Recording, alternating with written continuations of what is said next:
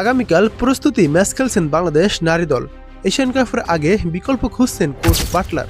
দেখুন, Asian cup শুরুর আগে সময় খুব বেশি নেই বাংলাদেশের, তাই অস্ট্রেলিয়ায় শেষ মুহূর্তের প্রস্তুতিতে পুরো মনোযোগ পিটার জেমস বাটলারের।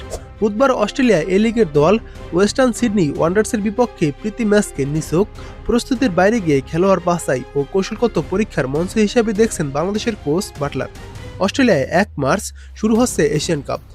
মার্চের 3 তারিখ চীনের বিপক্ষে ম্যাচ দিয়ে বি গ্রুপের যাত্রা শুরু করবে বাংলাদেশ। একই গ্রুপে আছে উত্তর কোরিয়া ও উজবেকিস্তান। সিডনির ভ্যালেন্টাইন স্পোর্টস পার্কে মঙ্গলবার টানা চতুর্থ দিনের মতো অনুশীলন করেছে দল। বাংলাদেশ ফুটবল ফেডারেশনের পাঠানো ভিডিও বার্তায় বাটলার জানিয়েছেন, অনুশীলনে মেয়েদের মনোভাব ও পরিশ্রমে তিনি সন্তুষ্ট।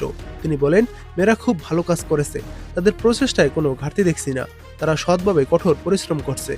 অনুশীলনের পরিবেশও দারুণ, মাঠগুলোও অসাধারণ, এসব বলেন বাটলার। তবে আগামীকাল অস্ট্রেলিয়ায় এ লিগের দল ওয়েস্টার্ন সিডনি ওয়ান্ডার্সের বিপক্ষে বাংলাদেশ যেই প্রস্তুতি ম্যাচটি খেলবে, সেই ম্যাচটি কোথাও সম্প্রচার করা হবে না। তবে ম্যাচের ফল যদি বাংলাদেশ ফুটবল ফেডারেশন জানায়, সেক্ষেত্রে আমাদের এই চ্যানেল থেকে আপনারা জানতে পারবেন।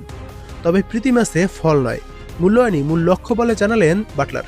তিনি বলেন, আমি চাই মেয়েরা ম্যাচটিকে অনুশীলনের ম্যাচ হিসেবেই নিক। এটি তরুণ ও অভিজ্ঞ সব খেলোয়াড়দের জন্য নিজের পজিশনের জায়গা আদায়ের বড় সুযোগ। 26 জনের দল নিয়ে অস্ট্রেলিয়া গেছেন এই ইংলিশ কোচ। আক্রমণাত্মক ফুটবলের উপর জোর দিলেও এখনও সেরা চূড়ান্ত একাদশ করেননি তিনি। ওয়েস্টার্ন সিডনি ওয়ান্ডার্সের বিপক্ষের ম্যাচে 2 অর্ধেই সবাইকে দেখার পরিকল্পনা তার। বাটলার আরও বলেন, 3-4-3, 3-5-2 বা 4-4-2 কোন ফরমেশনে খেলবো সেটা পরিস্থিতির উপর নির্ভর করছে। আমি কি করতে চাই সেটা জানি, তবে ম্যাচের 2-45 মিনিটে সেটি মাঠে দেখতে চাই। এসব কথা বলেন বাটলার। খেলোয়াড়দের ওপর চাপ ভাগ করে দেওয়ার কথাও জানান তিনি। তিনি বলেন, গেমের লোড ভাগ করে দেব, পজিশন ও প্রাপ্যতার ভিত্তিতে সুযোগ দেব, অন্য বিকল্পগুলোও দেখতে হবে, পজিশন নিয়েও কাজ করতে হবে। সব মিলিয়ে আগামীকাল প্রীতি ম্যাচই এশিয়ান কাপের আগে বাংলাদেশের শেষ বড় পরীক্ষা নিতে প্রস্তুত বাংলাদেশের কোচ বাটলার।